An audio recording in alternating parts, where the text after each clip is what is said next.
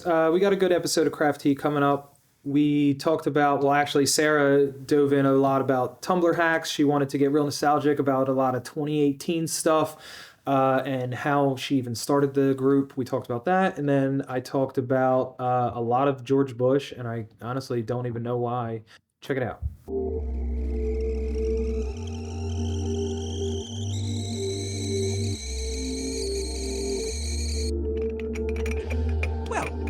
You can see we're still having tea. Hey, morning-ish, guys, whatever. Welcome to Craft Tea, episode, 18. 18? Yeah. Episode 18. See, I knew it. I didn't need any help. I honestly thought it was 17, though. What's it doing? It sticks out of your hat now. It flips up a little bit. It's cute. My hair's sticking out of my hat, guys. Yeah, for those Spotify listeners. Today I think Sarah's taking the wheel because I honestly, the holiday weekend, we can probably recap stuff like that. Some, right? Well, I don't mind bringing stuff up. So today, actually, I try, and I should have thought about this earlier, but I don't think I would have in the context that I did last night. But I tried to get Ashley Mears as a last minute guest, literally last minute last night, before I decided not to answer any more text messages for the night.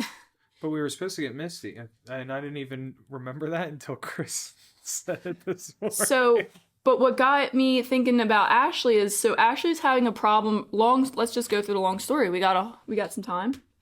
Ashley has a moisture problem in her glitter, and so she was asking me what she does about moisture, and I was like, I'm great at this topic. Actually, I had this problem as soon as I started selling glitter. Remember, I took all the glitter bags inside because they started getting puffy. Oh, I don't forget. And I told her to use the bread because that's what I did. I had stayed up all night trying to figure out how you can get moisture out of glitter, because if you drop your phone in the toilet, which, I mean, many of us backpocketers have done many times, you put it in rice. You can't put rice in glitter. How are you going to get the rice out? And that's like everywhere on the internet. Put rice in it. Put it in rice. Put rice in it. Yeah. I mean, technically you could sift it out, but at the scale we were at the time, which is no scale at all, you're talking bags of glitter in a kitchen. Yeah, and I needed every drop of that glitter. If I lost any bit of that glitter, it was yes, there's no such thing as loss being acceptable freaking out. or built into the process yet.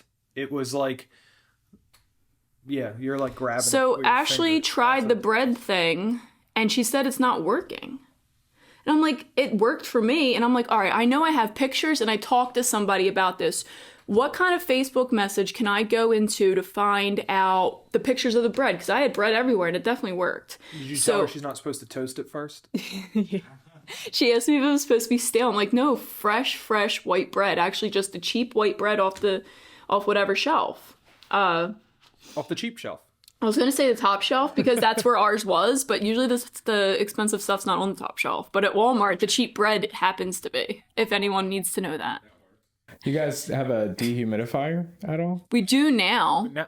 Like I said, this is at the scale of we just started the company and this is in our kitchen. So there's no no warehouse, there's no nothing. There's I knew that I had scales, talked funnels, and baggies. To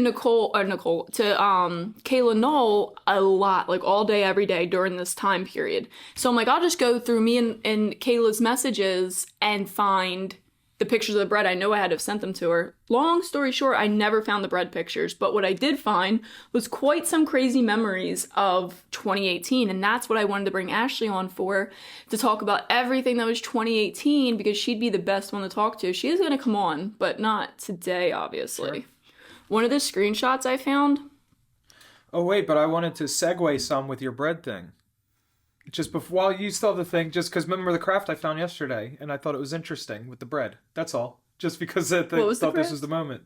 The person that takes bread that's about to go moldy and puts it in the Facebook group, and they decorate it in a different way, and they coat it in epoxy. And, I do remember that. She said the daily bread thing or something. The daily bread, and she does like bread, and I was like, and that's when I showed it to you, and I was like, man, these are just the ideas that you're like... Who? What mindset? That's what I asked you. I said, what mindset do you believe this person was in that day when they just decided to embark on this journey of a slice of bread a day that's going to get decorated in a different way? And I'll find the post that we can like cut this in or whatever, so that if you're watching, you can see it. But or if you're in the Facebook group that I bring up all the time on this, which is Home for Peculiar Artists on Facebook. That is a good group. So many cool things. But please continue with your story. So I found this screenshot, and it's funny because it kind of actually goes with what me and Chris were just talking about before here, about looking at the bigger picture of how you can start a business and everything. And I can't remember what me and Nicole, why do I keep calling her Nicole? Me and Kayla were talking about previous, but... Because you're secretly thinking about Nicole all the time. I do think about Nicole a lot. Nicole Sutherland, if you're watching, I do think about you a lot. It says help everyone with a question, with an exclamation part. It's the part that got cut off. And I have to only assume that we were talking about all the other Facebook groups and how mean they are, and how you would ask a question or people would post a cup and they'd be like, oh, how do you do that? And it'd be radio silence everywhere. You'd never get a response from that person on how you made that cup. Yeah. But it's totally different now. It's like, oh, well, watch my YouTube. I'll do a live. We'll do this. We'll do that. It wasn't like that in 2018 at all. You had to really know someone that'll help you learn, or just learn it on your own. We talked about that a lot during when Jess and Jerry were here, because they had those issues too. And just so we must have been talking about groups. And this is May 25th, 2018. I started a group, but then I abandoned it. I wrote all these files for it one night. I couldn't sleep. Shipping hacks, lots of fun secrets I don't often tell people, but I keep forgetting to post in it. And it's a screenshot of my original group, DIY and Crafting Junkies Silhouette Silhouette Cameo Help, which I later do remember adding the word cricket to it. That is quite the long title. That's a group name? She was hitting them SEOs as much as she could. She's like, hey. Closed group, 173 members. That, it says I get a few joint, I'm pretty sure I meant join requests a month. Probably would be more if I ever posted in it. She said LOL. And later that summer, I changed the name to Tumblr Hacks 101. And by the end of the summer, we had how many? I thought that it was at like 40K-ish at that time. Well, you know what's actually funny? So here's another text message. This was from my old admins group, but I didn't get the timestamp, so I don't remember when this is from. See how much we care about all you Tumblr makers? It's December. It's December 12th of 2018 is when I asked Kirsten Arball to be a admin in the group. And at that point, the group name had already been changed to Tumblr Hacks 101, and I had 16.2 thousand members. So 16,000 members by the end of the year. And all I did was change the name and actually start posting in it. And that wasn't even a business decision. I guess it was kind of a business decision. I wanted to teach people how to make cups, and that's what I was doing in Tumblr Hacks. And by December, we had already started the Glitter Guy. The Glitter Guy had been announced, and that happened from Tumblr Hacks. May 25th, I sent that screenshot with 100 people on it and said, yeah, I mean, it could be better if I did anything, if I ever posted in it, if I actually took care of it. And then it wasn't even that day that I started it. It was over the summer. So we're talking 2 or 3 more months it took me to get things going, but I finally did. And look where we are now. It's all about like the timing and stuff too. So it is, because Tumblr Hacks was a very timed out, I mean, not intentionally timed out, but it was a perfect time storm because those groups were all closed off. You couldn't do anything. You couldn't talk to... silences. I mean, it was hard to talk to anyone back then. Everyone was so mean. Everyone was so territorial. And Tumblr Hacks was very opposite. You were allowed to post almost whatever you wanted. You were not allowed to be mean to people. Literally, like, you couldn't even be secondary mean. Like, what's a good example? Like, oh, well, I wouldn't do it like that. But in that way that it's like, oh, okay, Susie, thanks. Thanks for telling me that my thing looks like a pile of crap and you would do it better. Any kind of backhanded comments like that, like, it looks nice for what it is. Really? Did you need to say that? So, well, that's when I was like joking and saying before. I remember when I was like that. When I started being more involved in that group and stuff and paying attention to posts and stuff. This is shortly after we launched Glitter Guy. And a very common thing that I see, and the reason why I'm thinking about it now is because I still see it. I saw somebody post it yesterday. It's the bait in the post of you post the picture and then you say, please be gentle, or like for my first time making this, like honest opinions please is my favorite one, because then if it does have like some stuff that could have improvement, I'm like, all right, do you really want that honest opinion? And I'm not saying that someone should be going at it and being like, yo, you got streaks in your paint and that is like the worst ever. It's just like, maybe using a different painting technique next time would help or something. Obviously there's like a better way to approach it. But at that time I was saying, I'm like, I feel like I should just start actually giving real feedback on these posts, that people are fake asking for real feedback. That they don't want real feedback when they say that stuff. They're do, just like, but they don't. Yeah, they want it to be like, kind. Like, sugarcoat it for me. Sugarcoat everything for me. And it's... My feelings matter. Yeah, it's like, it gets tricky to work around that, I feel like. And just like, I want you to get better. I can't just be like, wow, that's amazing every time, because that's not helping anyone at all. I mean, maybe it's helping me if they're my competition and I just want them to think they're doing good and they're not. Art's but like, subjective too. Yes, art is absolutely subjective, but there is also like vision and like, some things just don't look good. True. And it is agreeable across the board. Well, I mean, so that is true. And then with Tumblr hacks, that's funny that you say that, because the other screenshots I found after that were all about Tumblr hacks 101 uncensored. You remember that one? Yeah, I definitely remember it. And that's where it was like... Not everyone was on board with me and my positivity. Apparently, some people do not like positivity and niceness and all that other stuff. And then I had that admin. I don't even care. She probably doesn't even watch this anymore. And she's quite mean, Sam. Hated the way I ran everything, and you can even go back in all my old group chats with her and you could see the turning point, I'm pretty sure, of where she was just like, I'm not with this anymore, we got to destroy Tumblr hacks. And then she made Tumblr hacks. She convinced me to let her make Tumblr hacks 101 uncensored, telling me that it was going to be one thing, and it was completely the opposite. Let me tell you right now that turned into a I hate Sarah Lively group.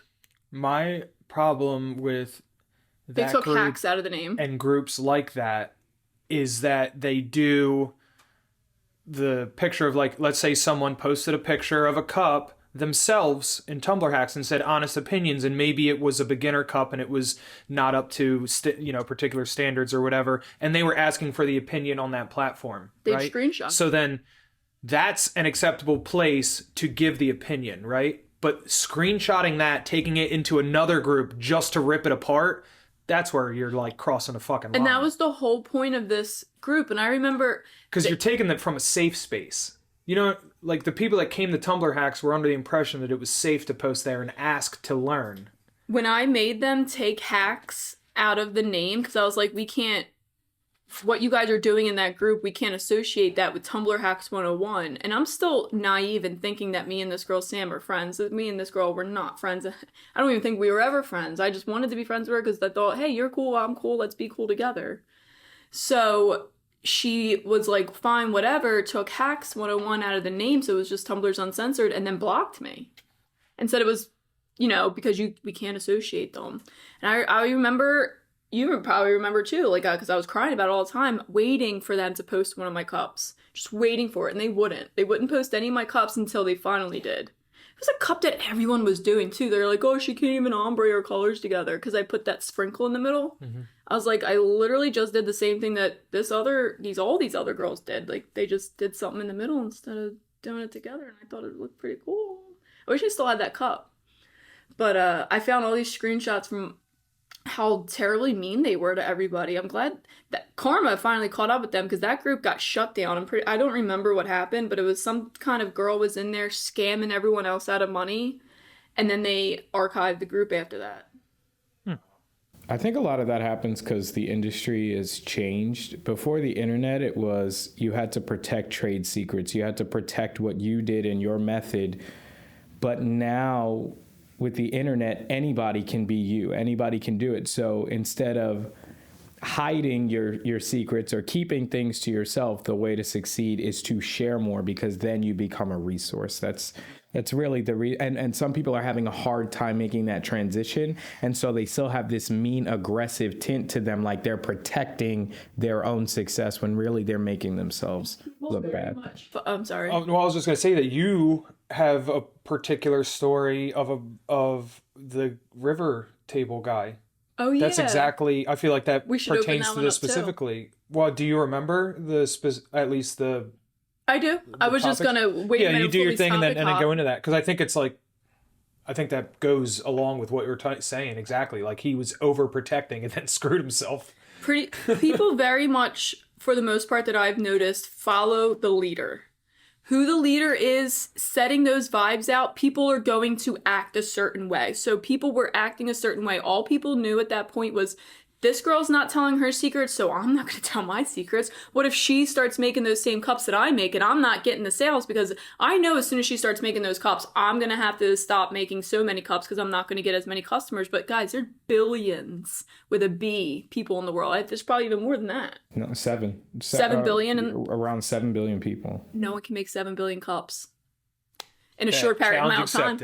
Right? So when Tumblr hacks came out, and you could see it, and I know it's not just all in my head, other people saw it too, but the complete shift of a lot of people, all of a sudden, people were more willing to give things out. People were more willing to give out just compliments at that. And you could see the other groups that were run by these people and the people that were acting similar to how they were portraying themselves. And then this positive group came out, and this wave of positivity came over the crafting community. And my whole thing was, whether or not I tell this other girl how I made this cup, she's going to figure it out.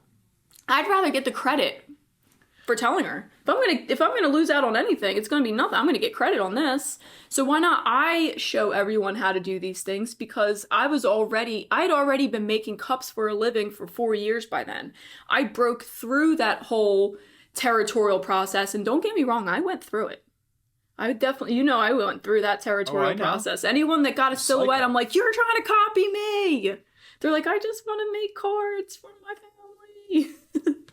But it's hard. I think we all go through it, especially back then. So I had already, did that. So I was like, let's just teach everyone how to do everything. And you very much could see the change in everything. And I just kind of forgot about all of those things that really made this crafting community what it is today. Not saying that I handcrafted the community, but I absolutely had my hand in a lot of things, and some things that people don't even know about because they joined in later and things had already changed. Mm-hmm.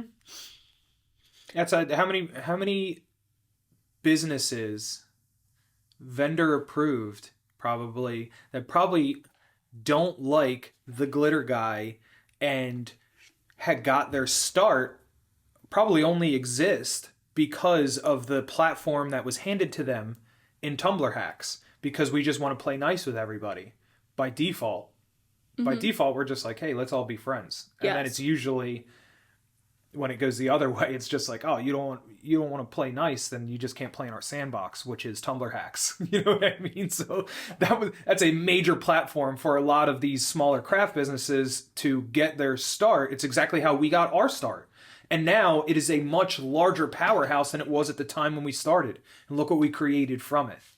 So I say it all the time, is like, we honestly use it very little, even ourselves, to our own advantage. Because it's it's almost like our like forgotten sandbox almost. You know what I mean? It's and like I also we have feel our guilty own sandbox now that we built. For taking from it all the time too, and not letting other people, which is ironic with what you said, because I don't have many regrets from anything I've done in the past. My past, as far as I'm concerned, is pretty clean for the most part. But there is one huge regret that I have, was a company, the edge trimmer things. You know what I'm talking about? The fabric trimmers that trim the bottoms? Yeah. So the very original first one that came out, because back then, you remember, I was using the popsicle sticks. Yeah, I called it your prison shank. So you had a system. Like, you just made them. Like, was a fabric cup junkie. It was one of the first kind of cups that I learned how to make, and I couldn't stop. I loved buying fabric. I loved making fabric cups. But I really liked that stainless steel edge on either side, so I took 2 popsicle sticks and a razor blade, and then electrical tape them, because that was the tape that, one, I had great access to. And it was pretty durable when you wrapped it up a bunch of times, because you had to get the blade would eventually go through all the tape with how much pressure you're putting. So in my videos, I was one of the only people teaching fabric cups back then, and everyone was using this shank thing. This girl came out with a 3D printed, I'm pretty sure it was 3D printed edge trimmer. And I bought it, but it was really high up. And it had these washers on it that made it up, so I could unscrew it and take the washers out, but then if you ever wanted to change that size again, you had to put the washers back on and screw it all back together, and that's not what I wanted to do. And I thought, man, what a cool idea would this be if this was adjustable? What I should have done in that moment is gone to the original maker, which I'll tell you right now was Wicked Shimmer, Corey Disler. I should have went to her and talked to her about it, but no one was talking to each other back then. It was a very timid area. I didn't know about, the first thought in my mind was not to message her for some reason. I just thought, now this is my idea on building off of this. And there was definitely at the time other ideas that people had built off of. So Kayla Knoll at the time was looking for a way to break into selling supplies too, because Kirsten had just started selling molds and the turners, because you had just stopped selling turners. And instead I went to her with the idea. I don't remember why, but I was like, why don't you take this idea and run with it? I think I was going to bring it to you first. That's what I was going to do, but you had just gotten out of turners and you wanted nothing to do with turners anymore. We were selling the glitter already, I'm pretty sure, at least. Yeah, I don't like making cup turners. So I started a war with this girl, and I was already too far into it to pull out, and I still felt like I was really right back then. I was very set in my ways that I was right. I came up with an idea to make your idea better. I needed an adjustable base, and yours wasn't adjustable. She did wind up making it adjustable later on, and I don't know why this is weighing on me lately, because I kind of forgot all about this until probably like 8 months ago. But now, the past 8 months, I just feel super guilty about it, because I was wrong. I was wrong for not going to Corey at first, but I don't know, the mindset back then was just different, and everyone was very hungry to have one of those really cool ideas, and that's what I thought I had. I really do wish that I would just went to her, but Wicked Shimmer is absolutely the original maker of that cup edger thing. Shimmer. She actually, Kayla's was a square, and Corey's was a triangle. And that actually kind of should have opened my eyes to, this is a problem right now, Sarah. This is an actual problem, is when she updated her banner photo to don't be a square. And it had a triangle cartoon character and a square cartoon character. And I'm like, I'm wrong. I should end this now. It fizzled itself out. Kayla finally didn't sell those things anymore, which still was a cool design, the way that she did it with the little turny-doos that made it go up and down. Mm-hmm. And I don't even know what Corey's looks like anymore. I probably have been banned from that group for years now. Hopefully maybe she'll watch this and see that I am wrong. Sorry. But you know what? People learn from things. They grow from things. And I mean, starting in this crafting community, like I didn't have any friends in crafting before 2018, and having only one big, huge regret like that, not too bad. I wish I had zero, but... Yeah, and I think, when your intentions are good, like when you're not meaning to hurt somebody. I was blind by I thought I had this great idea. Right. Yeah. And I did need it adjustable. It was too high, too many washers. Well, there you go. You're an innovator, so think of it that way. Maybe I'll send Corey a sorry letter. Sorry, watch my podcast. Yeah, you can see my apology here. I will have a more heartfelt one. Ding. So I don't even know how I stumbled on that river table article, and I do for the most part remember most of it. Mm-hmm. I can't remember what year I said it was, but this is way prior to me crafting. I think this is old. And I think you were telling me that that River Tables is a trademark. Like you and I were in a discussion kind of talking about like how Xerox is a name or whatever. And you were like, trademark you were like, River Table is a trademark. Like that's not right. just like a thing that people do. And I'm like, I don't remember the question that triggered it, but we were. That's right. Because that's one I didn't know. You know, like the Band-Aid thing, you get asked stuff like that. But River Table, I think in the crafting world, I guess that would be an interesting, did you know? I was this many years old, when I found out that River Tables is a trademarked name. Let me see if I can actually pull up the article really quick. I think I did. Oh, I did. It was the first one. There you go. First time, no warm-ups. Here's another one, too. American Craft Council. How do I get on that? Yeah, so to set it up, I guess, what we were talking about, like you said, is that you can overprotect and kind of shoot yourself in the foot a little bit. So what he did was he made the first river table and didn't want no one else to make river tables, and now everybody makes river tables. And they don't know who started it. The article starts out, who owns an idea? When furniture maker Greg Klassen trademarked the name of his river table, he touched off a heated debate about intellectual property and what artists owe the community. An alert appeared on Greg Klassen's website in January of 2018 in the top right corner in a small box with important message in red letters. Click the link and you'll find a letter announcing certificates of authenticity to all purchasers of his signature river collection. Wood slabs with live edges facing each other, forming a meandering channel filled with blue glass. With the success of my original designs, his note reads, my work has been widely imitated. The certificates were the first step Klassen took to protect his work, which can sell for more than $15,000 at the time. He didn't know that the second stage, trademark protection, would be approved. He certainly didn't expect a heated reaction from a community accustomed to an open, collaborative spirit, igniting a discussion on how craft people should best protect their designs, or whether they even should. There's a disagreement about whether the 37-year-old Klassen who lives and works in northern Washington state can legitimately claim credit for the river table design. So many people have said, my dad made these 25 years ago, or I saw an article in Sweden describing how they make river tables 30 years ago, he says, but literally no one has ever sent me a picture.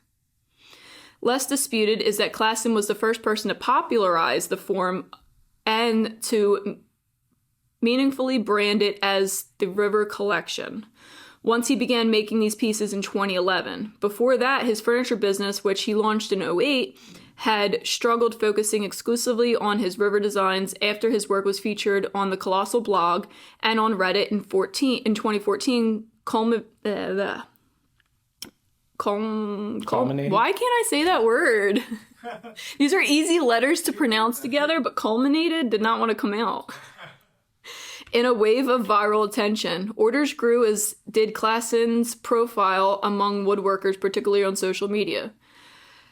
It was a mixed blessing. Not long after his breakout, he saw a first trickle, and then the article goes on and on about people blowing up his Instagram. So they were blowing up his Instagram in anger that he trademarked the word river table.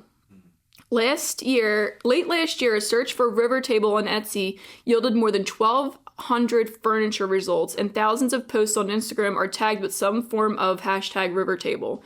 Some makers have used epoxy to fill the space between the live edges, while others used glass with a technique similar to Klassen's. So he went on to say how the blowback on his Instagram wound up making him delete his Instagram and everything that went with it. And then later,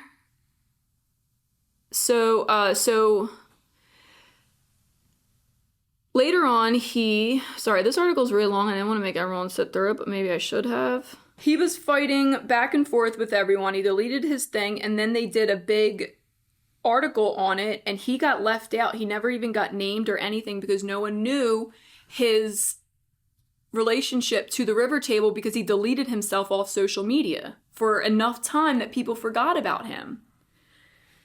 So I don't know if... Wow. Oh, and you know what? I do remember this part. This article ends with one of the best lines I think I've ever heard.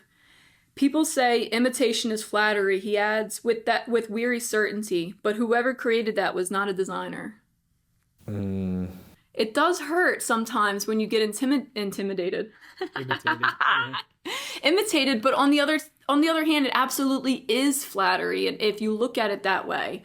But sometimes when you have that original idea, you just want everyone to only think about you in that sense. Right. I mean, think of what's happening with dimensional drinks you were mentioning a few weeks ago. Yeah. More and more people That was an inevitability. More and more people have ripped them off. It's something that you can't protect. So like you came up with the first you thought of an unprotected idea first, which gives you an advantage, and that's why I told them in our like messages and stuff right away. I said the best thing you can do is just blast everywhere that you're the first ones to do this. And like, that's what everyone needs to understand, that anything else is just an imitation. Right. And that's that. Like you just have to be the one. Like my glitter shapes got knocked off immediately. Like, and that's why I just put on the site exclusive first here. Like it was all made. I designed a lot of these shapes. Now, granted, the shapes existed in the world, but they didn't exist in glitter form until I wanted them to exist in glitter form. And then other people were like, oh, son of a bitch, that's like a really good shape. And then they just hit up their suppliers and they're like, hey, copy this, copy this, copy this. So that happened like 3 times. Those were in like, my screenshots too. I was like, done with the woods. I'm tired of it. Actually, yeah, like we actually have like messages with competitors that we message them and we're like, hey, I didn't realize that like you were like carrying this shade, or like I'm interested in carrying this shape or something that you carry. Would you mind if we carried it? And like, do what you want. I copied your shape anyway. That's like the answer we got. One. Yeah, that one. I don't even feel like blasting who that was, but they know who they were. It's funny because at first I thought you were... Because all they do is imitate everybody else. They're honestly the people we're talking about that imitate dimensional drinks. I thought Jason was going to be talking about someone else because we were actually messaging other competitors, and I say competitors with an S, but it was really competitor, about shapes, because she literally had every shape and she was very territorial about this, and she would be talking to us about this today if she would have just accepted my proposal and just been on my podcast. Ashley Mears is literally the shape queen, and we were not that friendly back then. No. I wanted to be her She friend. was in charge of the damn puzzle pieces, right? Yeah, that was so much drama with Ashley puzzle came pieces, out with dude. almost every shape that we use. I think honestly, she was probably part of the reason that I was trying to brainstorm unique shapes that I could come up with. Yes, because she kept coming out with one all the time, the time. Dude, shapes don't even sell, by the way, guys. They used to back then. Spoiler alert. She came out with the puzzle piece. The shapes were more of a race print. between brands, though. Like a lot of us, Yes, I think, it were was. like, I have more unique shapes than you have. But we should be saying, like, who sells more shapes than the other? And it's just like, everyone just neither. wanted to We're just stocking our shelves with shit that doesn't move. Ashley kept coming out with banger after banger, and everyone just wanted to come out with one shape that was better than Ashley's. I'm pretty sure we all had that same mindset back then. Who had and here, the only one laughing are the people over at China just collecting all these mold fees. Yeah, and that's when that's why I made the demand. Once I kept getting knocked off, I was like, by the way, if like any competitors are still paying mold fees, you're nuts. Because I was just like told our suppliers, I was like, mold fee, no. And they were just like, and then they'd be like, okay, and then come uh, back the next day, be like, okay, I could talk to my boss and we can make it for you, no mold fee. Yeah, so now so the last shape actually that I brought to the market was the knives. Yeah. I was just like, we don't have enough Halloween shapes, and there's probably actually a bunch more Halloween shapes that I could do, but it seems that we always default back to just the jack-o'-lantern one is like The one. it's like the one that everyone uses. Like we have little bats and there's like wizard hats, and you can kind of like associate that stuff with Halloween, but I was like, there wasn't like spooky-ish type, like horror, I guess, esque shapes. So that's why I was like, it just made sense. So many people make so many horror crafts. I thought it just made sense. So, but they were like, oh, like that'll be a mold fee. And I was like, no. I was like, this is a good idea, and you're going to make money off it because you're going to sell it to other people. And they were like, you're right. And then I didn't have to pay the mold fee. Like, It's funny. Yeah. Dealing with those kind of things, though, you just got to be upfront about what you will and will not do, and people honestly, either fall down or not. That's business. Sometimes you just, I guess, path of least resistance. If something is being offered at a price point or something that you were already in the realm of accepting, then I guess you can just go with it. But more often than not, you can kind of just set the tone. What is up, guys? Taylor Duncan, Duncan Custom Airbrushing, back again. It is your favorite time, joke time. This one has a really funny one in it. I'm really hoping I get through it. I'm gonna start with the least funniest first. What is Earth without art in it? I mean, really, it's just eh. You get it? You take an ART out of the middle, it's eh. Number 2, how do painters greet each other when they see another painter? Yellow! Oh, yellow. You get it? Yellow is color. Here's my favorite. This is like the favorite one of all these episodes I've had so far. When Miley Cyrus barely wears any clothes, dances scandally, and licks a hammer, everyone calls it art. But when I do it, they throw me out of the Home Depot. You get the middle picture right there, me licking the hammer. Okay, you're gonna have that with you the rest of the day. I'm sorry. But back to the glitter, guys. I'll see you on the next one. Goodbye. Before we came in here, I'm still at the very end of prepping for GlitterCon because we're being featured in the GlitterCon bag, and we have 6 colors going in there, and I just picked out the last color now, so right before I came in here, I filled up... What do you mean I? I picked out. Okay. But you did. So I have the heat seal baggers going he for wants this. credit for his original... No. That's it. He wants credit for everyone's That's because when everybody says which one of the 6 was their favorite, and it's the one that I picked, then I can just, Technically, I picked it. accept my praise. I had to lead you there, though. Yeah. It was collab. It might have been Sands of Time if you didn't butt in with your collab with me. I know, and people would be pissed. I don't know if that's exactly the emotion that they'll feel. I don't. Dude, Sands of Time, bro. You kidding me? So I have the heat seal baggers going for this, and if anyone is an original TGG customer, they know what the heat seal bags are and the nightmare that not always a nightmare, but we used to sell all of our glitter in these heat seal bags because, like Jason was saying before, we literally were doing scales on the table with little cups that I cut. They were little red Solo cups that I'd cut the tops off to make it easier to pour the glitter in and out. Mm-hmm. And then we graduated to the tabletops that I found on Amazon, and it would spew it out. But then even better, you found the heat seal bottoms, and they would just drop it down, heat seal it. So I pulled one of them out for a different box that I was helping someone out with. So I figured, why not do it for GlitterCon? So I filled the whole topper, and I asked Stephanie to watch it. In 10 minutes, make sure you hit the off button just to get some going while we're in here, and then you can leave it off. And she made a comment. Oh, no, I said... She made a comment about getting burnt on it last time she used it. I'm like, oh yeah, you can get burnt on those real easy. And I was saying, especially when you have to get up close and personal because it's jammed and you got to clean it out and you need it to be hot to clean it out. So not only are you getting that hot in your face, you're also pretty much burning the tops of your hands all the time. Excellent use for a Scotty peeler. That's what I used to all the time. Excellent, because I remember just people saying like, hey, Nikki was asking you, what else can you use a Scotty peeler for? It's like, everything. If you're wondering, a heat seal bagging machine, they work wonders on. And I was like, that I used for well over a year, I solely bagged all the glitter that TGG sold with that. And she was like, wow, really? You're crazy. I'm like, yeah, I had 4 of them. She's like, and I would just run them. And she's like, at the same time? And I was like, on a good day. Yeah. Because if one goes down and then you got to stop and deal with that one, because you have to keep filling the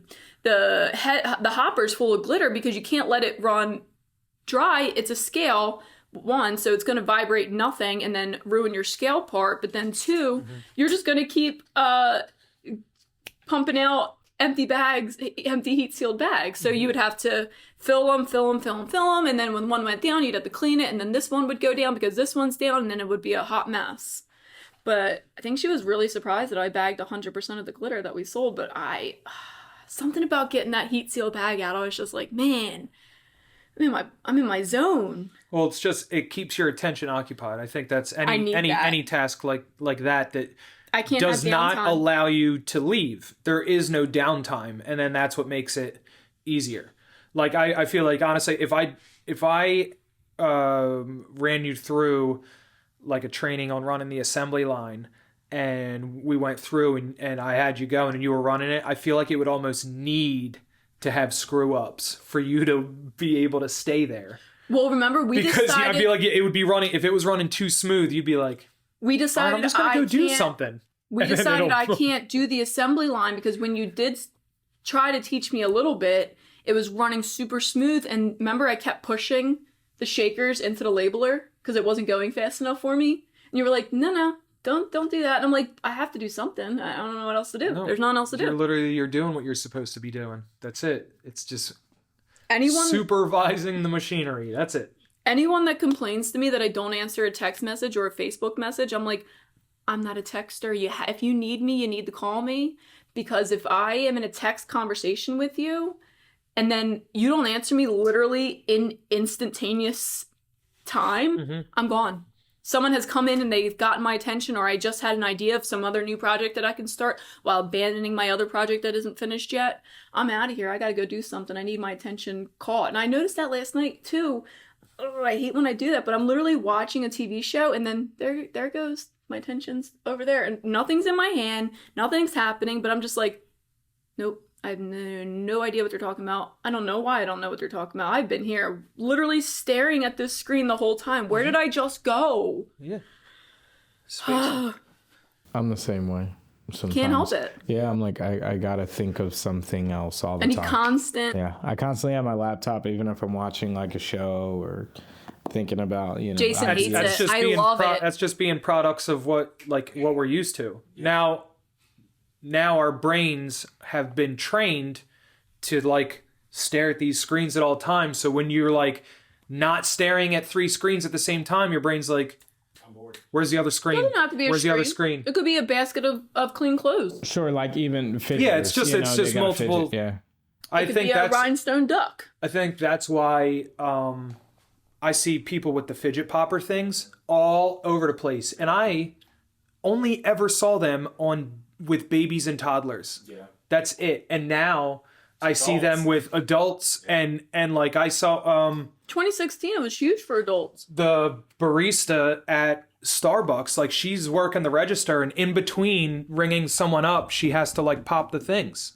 I'm like watching her pop them. She's like working with one hand and popping with the other. You know what it is? It's actually a really, really bad thing. Because what's happening is we are not embracing boredom. It's good for your brain, because what happens if we're constantly looking for that stimulation, we become numb to it. And then we seek a higher and higher and higher until we're just dopamine junkies, like all of us. You don't even have to dive into that world in order to be addicted to the chemicals your own brain produces. And that's why you got to take time to be bored. You got to take time to sit and look at the trees or the sky, or, because it's really having a bad effect on, and I can't even imagine the next generation, like how they'll constantly be, and that's why ADHD is spiking. That's why, all these different things are happening with these kids, because it's different when you're an adult and you get exposed to these things, because you have a mind, you have a worldview, and then it can get affected. But with kids, their brains aren't developed. So it's not affecting their brain, it's shaping their brain. And so we don't know what a I very person much like that believe looks like. that. Yeah. But who is ever going to push to stop any of this? Because all it's doing is feeding money. Exactly. So like the more screens you need is the more money for people to sell the screens, and then the more ADD or attention disorders, any that you call them, you're just feeding the pharmaceutical companies to just treat your kids with pills and everything. Oh, and with they're like that. in a deficit do you right think now. a pharmaceutical company is ever going to say just go outside and take a breath? Yeah. No, they're going to say No, they're going to say stay inside, take this pill, and log back in. They're pushing the medicine now, and actually, I've heard that there's a huge shortage all over the place with ADHD medication. Luckily, not for me, but and I just think it's more and more people are becoming aware of these symptoms, and getting on this medicine, which is actually not that great for you in the grand scheme of things. It's great for current, like what's happening to you right today, but I don't think that's gonna, I don't know. I'm indifferent about it because maybe it will help you in 10 years. I don't know. Well, it's the go-to in America is not how to curb the cause of things. It's how to treat the things after they happen. Like, so no, not that nobody, but most of the money is being funneled in how to just prolong and treat, than how to just deal with the nail. Than how to stop in the first place. Yeah. Yeah. So true. You can't funnel the money stops then, you know? Like, yeah, and that's why the worst thing that could happen to the medical industry is for cancer to be cured, is for AIDS to be cured, for diseases to stop, because then they're going to be like, well, then why do we need hospitals? And then why do we need doctors? And then what do they do for work? I don't know, something else. Right. It's a system that's not built on wellness. It's a system built on sickness. I can't remember what I was watching, but I was watching something. I think it was actually this girl on it was this girl on Instagram. I don't know how I've stumbled on her, but lucky girl, she just lives in different countries for 3 months at a time, and then moves to another country. Like, must be nice. But I can't remember what country she was in. I want to say Thailand, but I feel like it wasn't. Whatever it was, she was going to get an MRI. That MRI cost her $38 American. That's how much you pay for an MRI in this country. Granted, I mean, the education system is what it is in those countries, so you're going to get treated accordingly, but the machines are machines. Well, ironically, $38 American. The statement that you made in the education is what it is in that country is under the impression that our education is of a higher level, but our education in this country is not even top 10. So. Well, college, they just tell us that it is too. Like, well, our colleges are superior. And I can't really deny or confirm that because I have never been to those colleges. I just assume because all of these brilliant people come from them. But doesn't England have better countries than us? The UK in general? You said colleges? Like, I mean, Cambridge and stuff? That's in the UK. Oxford. They do. I mean, the US has been like the brain trust of the world for a long time. It's definitely not our higher education is People suffering travel as here much. for medical. You can, but there are fewer countries that have as many, like the Ivy Leagues and stuff like that, Or we are actually, I said not top 10, we are actually number 10. Oh. In the World Competitiveness Report of 2018 for education rankings. But when it comes to math, we're 30th. Science, we're 19th. That's because we make our own stuff up. It's true. We try to reinvent math. What's happened? But you know where all that stuff, math and reading, writing, arithmetic, where do we learn that?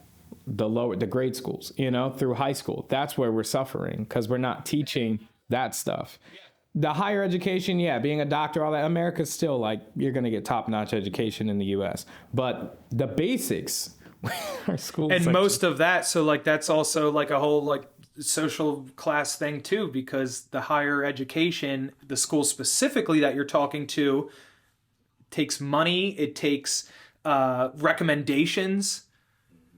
So like the odds of someone from Center City making it into Harvard versus someone, from maybe Cherry Hill making it into Harvard. It's my own mom. She totally grew up in Camden, and the chances are she graduated from Yale, but that nobody she knows, nobody. No, it's very. You have to put in the work. You have to want that, and those stories happen, and they just don't happen nearly enough. Yeah, exactly. Did you see 2 years ago the daughter that where'd she? I don't want to say it was Harvard, but the fact that you have to put in was, all that extra work is what's crazy, because the amount of people that are in attendance at those schools that did not have to put in the extra work, that literally walked in, they just walked right in because of who they're connected to. Right. That's the frustrating part, because how many people tried and got denied because there's not enough room because spaces were taken by privileged people that were given a pass. The 2 years ago, the Camden mom, she's got to be one of my favorites now. I can't remember what school her daughter got into, which is ironic. But I think maybe it was Penn State or something. She got that huge billboard on 130. Wow. and to congratulate her daughter because she was just one of them proud moms. Like, hey, it doesn't happen from those neighborhoods. Those neighborhoods have the crappy schools. And right now, Philadelphia has a bunch of lawsuits going either way because of the charter schools. They just don't let you in if you're in certain neighborhoods. Your likeliness to get into those schools is slim to none. So they have to let X amount of kids from this neighborhood and this neighborhood and this neighborhood into those schools. Yeah. And it's not like, I mean, I don't want to bash, because here's the thing. It's not easy in the States to do it, but in other places, it's not even possible. The schools aren't even there. You know what I mean? Yes, you may have to grind out, even us as entrepreneurs, like you have to grind to, but you can do it, even as a black dude, like you can do it. In other places, it's not even an option, there. period. You know what I mean? Mm-hmm. So we got a long ways to make it better, but I forget about that all the time. Yeah. Who was it? The school that was just letting people in, the famous people. It was a bunch of the schools. one with what's her name from Full House. Yeah, she just went to prison for it actually. Mm-hmm. Her and her husband. Yeah, the USC. So my sister went to USC, and she was there at the time that all that was going down, and it was huge scandal. Yeah, because all the time they pay to play. Yep. So those are the things that I'm talking about that make it very, because that's just what was exposed. Exposed. Yes, that's the word I was looking for. Thank you. But this has been going on for decades. And that's one college. Are you going to tell me that didn't happen at Yale? You're going to tell me that George W. Bush was smart enough to get where he got and to get all of the degrees that he got and everything, and he was a part of the Bone Society and stuff, right, too? But he got that because he deserved it, right? Because he earned it? But I mean, or not because his dad was? But it's tough, because think about it this way. Should politics be able to be a family business? No. That's kind of like the movie Step Brothers, when he's like, he keeps saying that he's going to be in the family business. He's like, but you're a doctor. I keep telling him that. It's like, yeah, you can't just be a doctor because dad was, but apparently you can be a president because dad was. Yeah, you can. So I think it's a tough, and I don't have any thoughts for this, but it's like, why are you trying to be successful? Why are you trying to be an entrepreneur? Why are you trying to build something better? It's for you and your children. Sure. It's for your family. So there's got to be some benefit to getting that success. But what happens is there's no regulation on it. So, hey, if my network is, I know my Rolodex is fat and I know everybody, I'm going to use that of course I'm going to help my kids. I'm going to give them everything I didn't have and forget everybody who's like, that's not fair because I grinded for this. You know what I mean? Yeah. But at the same time, it does reach a level to like. But so what seems to happen is like the first one that wants to that did that grind, right? So let's say that OG Bush did the grind, right? That daddy earned it all and everything, and then son got the pass, right? But then his son gets the pass, and then his son gets the pass, and then his son gets the pass, and then now you just created a history of nepotism, and only one person earned it, right? But generations are benefiting beyond that. It's like, where's the line? Yes. Yeah. And going off what Chris said, like, you know what I mean? It's just like, you want to use everything we keep that talking you have about it here. Sorry, no, I'll let you to go. your benefit for your kids, and you just think that that's what you want to do. But then the people are just so far off base that they don't see that what they're doing is actually wrong to other people, like paying for the side door or whatever they called it. Like in their mind, they're just thinking, like you said, they're like, no, I'm just worried about my kids. That's it. I'm not worried about your kids. I'm not worried about your kids. Mm-hmm.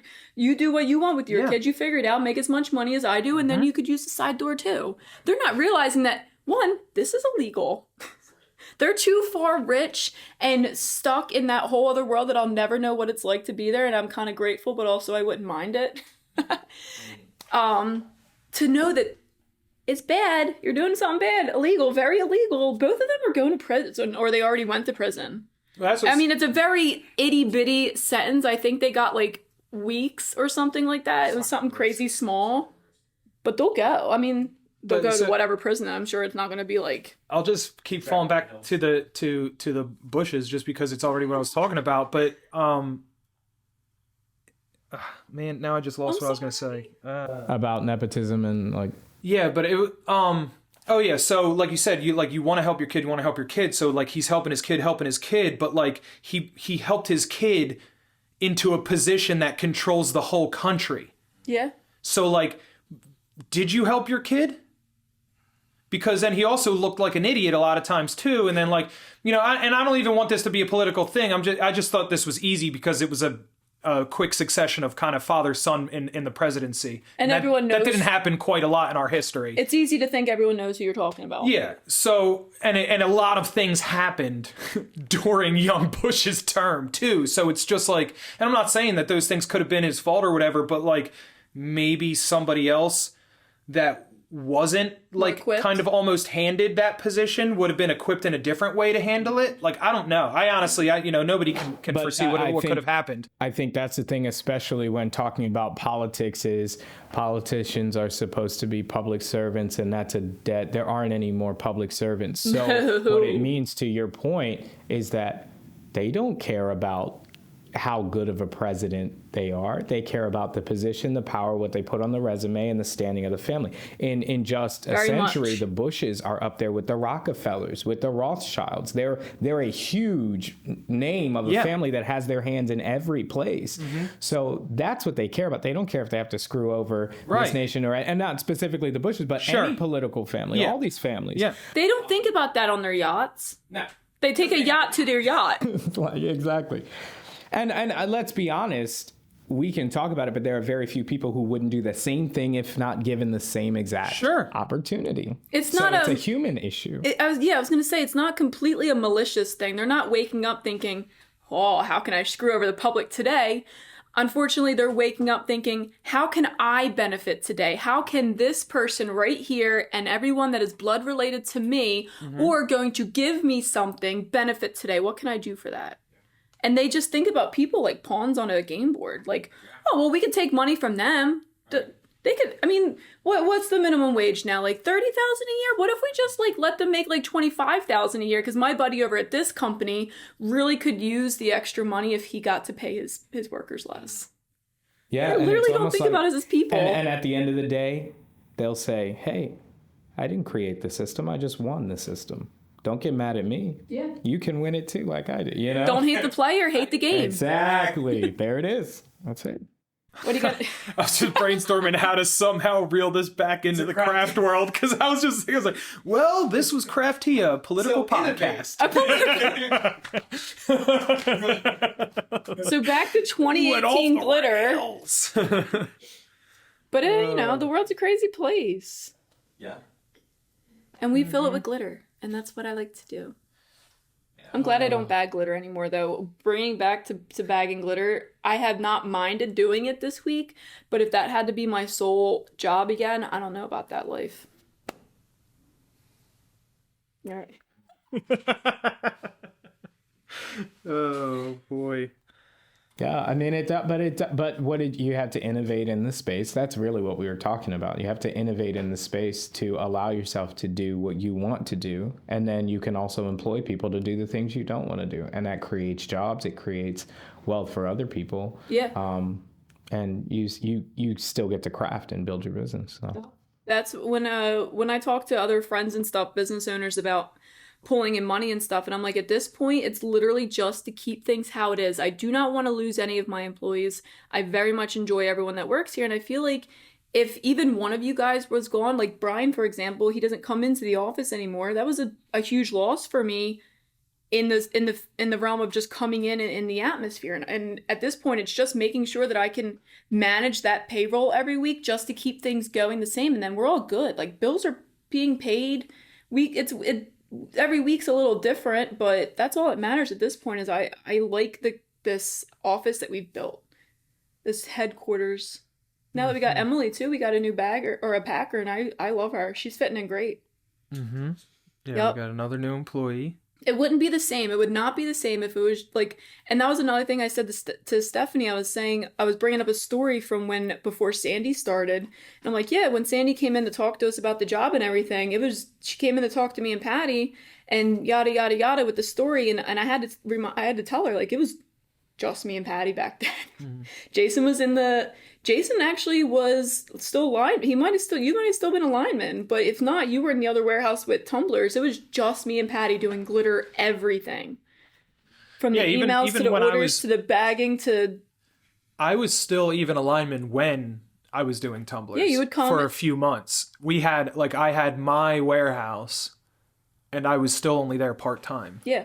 Yeah, sometimes I forget that there was like a 3-month gap of when we acquired that portion of the warehouse for the You tumblers. weren't even supposed to quit yet. You were supposed to wait Yeah, until I we went on early. vacation in September. Yeah, they pissed me off. Someone came in, scammed you at a storm work, and you were like, They left the apprentices on the storm. you They don't leave a took me and lineman Taylor for off the storm, you leave an apprentice. I gotta go. I don't want to talk to you guys anymore. That's how I picture him doing it. There's stuff under my phone. I'm sorry about that. Yeah, I'm pissed. Not really. I hate when that happens. But now I have to peel the whole thing back just because there's a little corner. Did your phone crack when it fell off the bike? Yes and no. So the answer is yes and no, because it did crack when it fell off the bike, just like when it fell off the bike 2 days prior. It did not crack any more that time. But yeah, the newly replaced phone does have another crack in it. Our daughter is now addicted to being driven around in this little buggy that is attached to Jason's bike, and I love it, mostly because I don't have to ride the bike, but she gets so excited. She sees the little green buggy out front when we come home sometimes, and she's like, ride? Jason's like, the first 2 days, Jason was like, yeah, we're gonna go on a ride, let's go inside. I'm like, Alex, we need to change your pants. Like, you're wearing pants, I need you to put on shorts. She is not comprehending any of this because she's 1.5 years old. All she knows is that she's not going in that door because that's not where the buggy is, and we may not come back out. What if we don't come back out? That's all she's thinking. So I had to take her. She's serious as a heart attack about it. Like, she I had to take her in there screaming and crying. She walks up to it, stands in front of it, and she slaps it and goes, ride? Hey guys, no, there is no room for interpretation here. You want to go for a ride in this thing right here, please. Do not take me inside that door. Yep. I'm not going in. And then all set up. I'm like, just trust me, please. Just put on shorts. Let your dad put on his bike shorts, and you can go back outside. That seat hurts his butt. It does.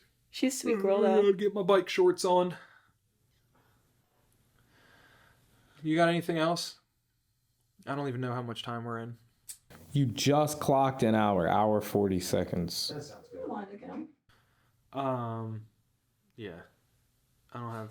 Well, I just have a lot more to finish with the rhinestones before they go up. But by the time this airs, rhinestone calendars will have been on sale. Some of you might have received them. Some of you might have opened them by then. Guys, if you are still listening, if you are still watching our podcast, don't forget to like and subscribe to our channel. Pretty please. Hit the little bell. But that's not what I was going to completely say. Drop us some comments on who you might want to see as a guest. I do have a few guests lined up to spread over the summer. Some of them are the remaining teachers for the convention. Some of them are, just other crafters in the community. But I want to know who you guys want to hear about or from. So drop me some comments with some names. I can't obviously promise you that they will be interested, Yeah, but honestly, I can promise that I'll try. And along with some questions you might want us to ask those people or questions to ask other people in general. Try and, be a little bit realistic, but try and give us some that you really do want us to try to talk to that maybe is a little outside of the Tumblr community or something. I want to give Sean, I like putting Sean to work with this stuff because Sean is really good at contacting people. And so I feel like if we give him some goals, he might be able to make some of that happen. Yeah, don't ask for George W. Bush or anything, but we could do a lot of other people. Yeah, I want him on here, not W. Yeah, I W. was too... George H.W. Bush? They're all the same to me. I was too young. I don't, HW is dead the now, dad, right? Yeah. He's the dad, right? Yeah. So I had the right one. The W is the younger. Yeah, Big Daddy and Little Daddy. Is that what they? That's what they were called? Huh? Daddy Bush and then Big Daddy Bush. and then Well, that Bush was in Jr., the when Dead. Dana Carvey would do the George Bush skit. I love this. Anyway, this is not a political podcast. That just happened. And drop us lots of comments. Big Daddy to Little Daddy. No. Don't you have I love rhinestones David or something to clean I up? do. I got to clean up. No, not clean up. Finish packing. Yeah. I got nothing else. We should end it with a picture of your cleaned off desk. Yeah, sure. It's about as cleaned off as my portion of the podcast table. No, that is quite clean compared. When making tea, and when making tea, always bring All the right, pot let's to get back the to kettle work. and never bring the kettle to the pot. Now, pour the tea.